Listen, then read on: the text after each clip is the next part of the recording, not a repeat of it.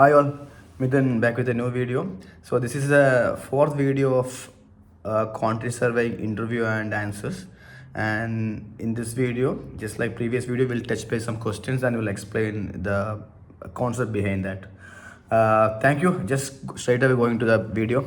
The first question, like in interview, will be asked like what is the requirement of a TOC or a completion certificate, because being a quantity surveyor, you should know when to apply TOC or when to apply for it. Obviously, contractually, you will have a reference in the FIDIC or whatever general condition using. But however, you should be able to tell your management or site team now is the time to apply TOC or completion certificate. So what are the requirements for that? So basically, first the work should be ready and work should be finished such a way that as per the contract you done the work completely and now it's fit for the purpose.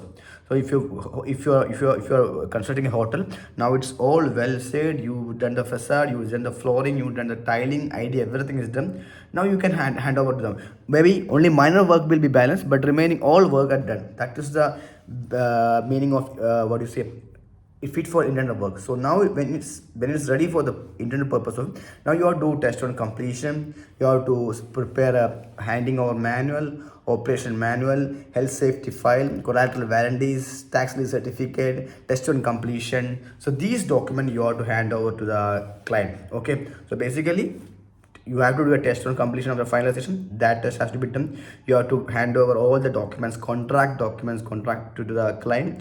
You have to prepare operation maintenance manual. You have to hand over spares, keys, all sorts of requirement. You have to arrange some training for the people who going to work at the project after you left. Okay, and you also need to apply for the TOC. So as per the FIDIC or general condition, you have to apply for the TOC, and 21 days before, like you think the work is already taken over. Okay, then they will do a test maybe, and if it's good to go, they will issue TOC taking over certificate, or if not, they will say no, your project is not fit for the purpose, you need to do this kind of rectification work, you apply again. So that was the mechanism. Okay, now the second question, I have my laptop right away, so here I'm just looking into that to questions answer. So the next question will be, what is sectional completion and how does it differ from practical completion? So what is sectional completion and how differ from practical completion? So sectional completion is a provision in the contract where you will have different completion date for different sections. Okay, imagine a project, a hotel project which has 3 towers.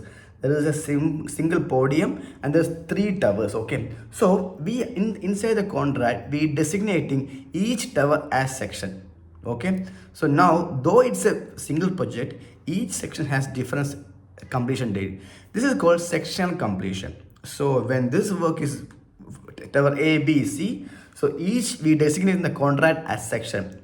In the contract appendix to tender we mention section A, tower A, completion date this, section B, tower B, completion date this, like that. Okay, so each tower will have different completion date. Okay, once that particular work completed, you can request employer to take over it. Okay, that was sectional completion. Then what is practical completion?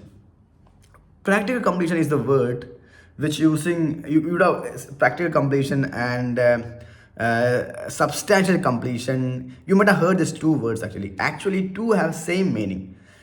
Practical completion means the work completed to a way which envisaged in the contract. So as per the contract, you would have done the work, you complete the work. That means a practical completion. That means the work is completed, it fit for the purpose of it. Okay, you are constructing a home. Okay, so you should, when you're constructing a home, you should be able to stay inside the home. That is the purpose of it. Okay, so it doesn't mean that you can just cast the slabs and walls, then you can stay inside. No, it means that you should be able to stay in the home peacefully. That means flooring, wall, tiling, sanitary fitting, light fitting, everything has to be done. Then only it is fit for the purpose. So this completion is means sectional completion or practical completion. That means the work or project is fit for the intended purpose of it, or the work or a project completed as per the contract. That means as per the drawing specification, the work is completed.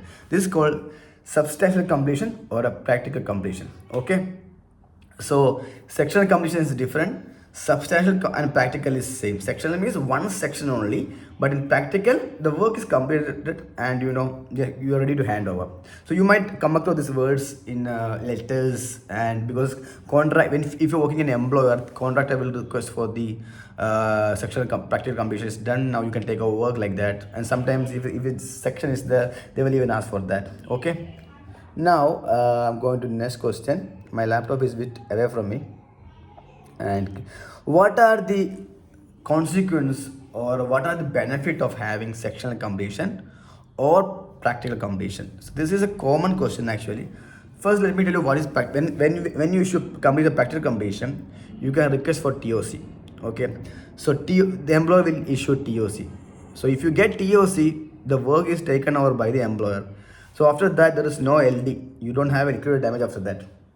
Okay, your defect liability period will start from that date. For them, that day to 1 year your period start, and you can apply for the 50 half of the retention money.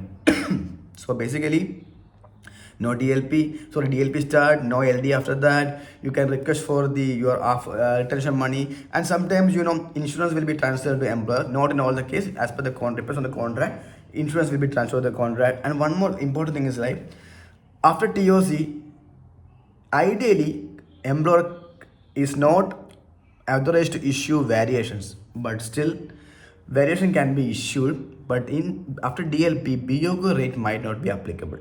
Okay, up to TOC, yes, I'm agree. I can do the work with the TOC rate, but after TOC, my rate might not be applicable. Okay, so in both cases, if a section completion and practical completion, same issue and same benefit. For employer benefit are the he's getting work, so he's taken over from the work from the contractor. Now he can generate revenue from that. Okay, if it's a hotel project, he can rent the room, he can run the hotel, and he can generate revenue. That is the employer benefit out of it. Okay, now what is partial possession? Okay, partial possession means a portion of the work, employer taking benefit of it. Okay, for example, in a hotel project, like you will have basement, podium, towers. So basement work is done completely, and so employer requesting I need a possession of that basement. So once employer requests, contractor will be giving the possession to the basement to the employer. But having said that, from that point onwards, that part of possessed work will be taken over by the employer. Any defect which happened, it has to be agreed who going to take care of that.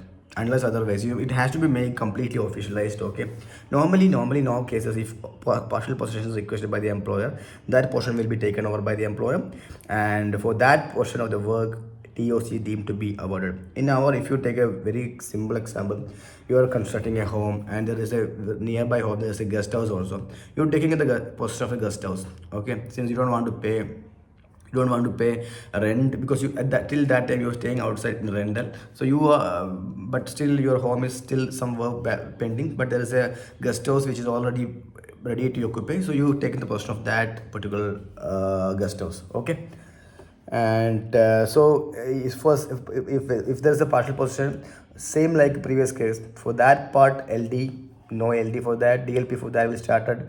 Whichever I explained previous case like practical completion is applicable over here.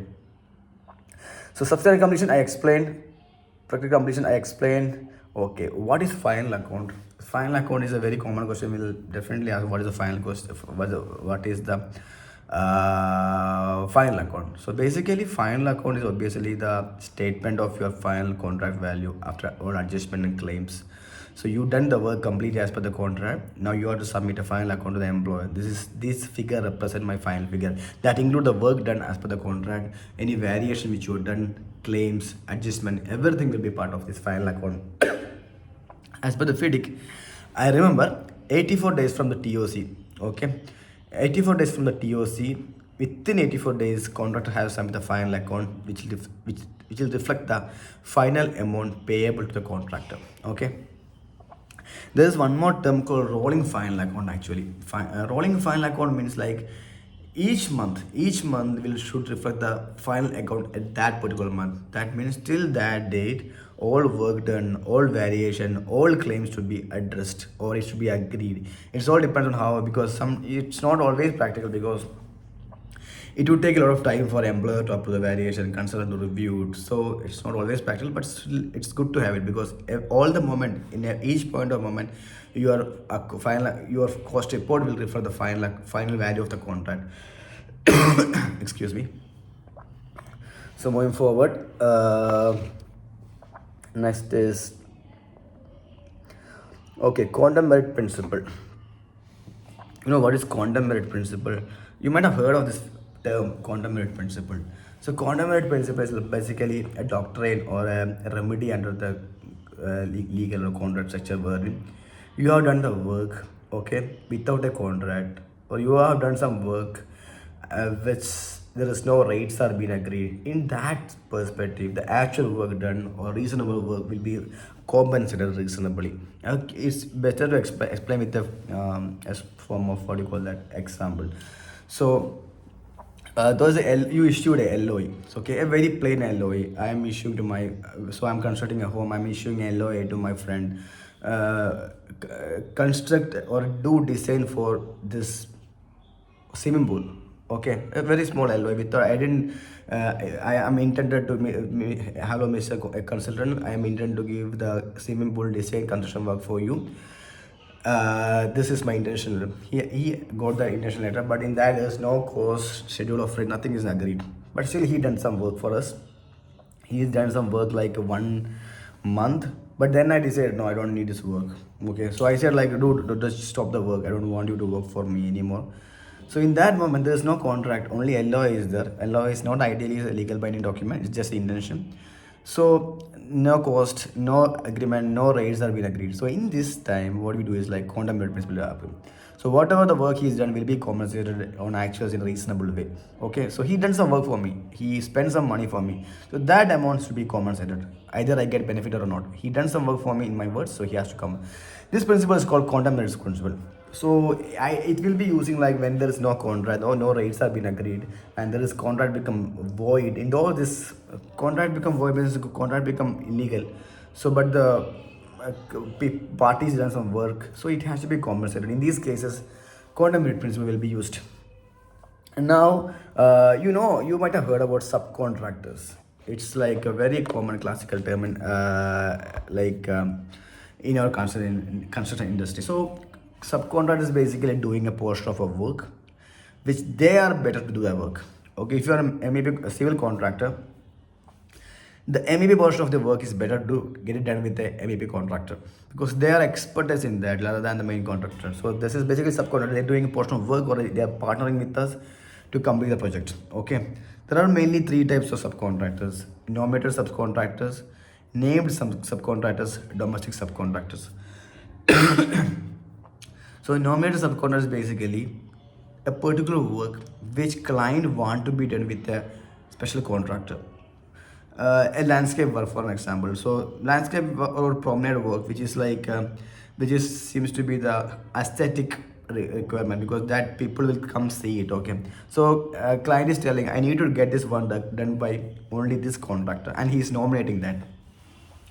So this is called nominated subcontractor. Okay, so it will be defined the contract like this work has to be done by a nominated subcontractor.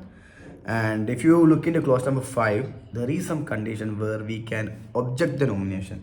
If I am the contractor and employer is nominating a subcontractor, so there are some cases like we can't agree with that. For example, in your previous experience, you think this new nominated subcontractor does not have competencies, resources, financial capability to do that work, then you can tell employer, I think or I trust this is the case, he might not have this my experience, so you should rethink it.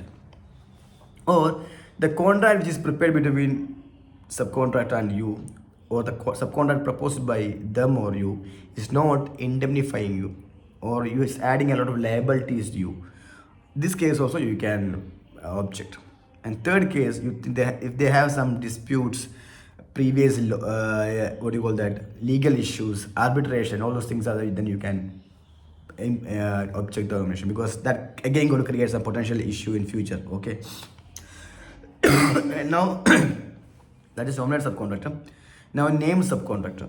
So name subcontractor basically when the employee issuing the tender, in the tender documents they mentioned some contractors' names.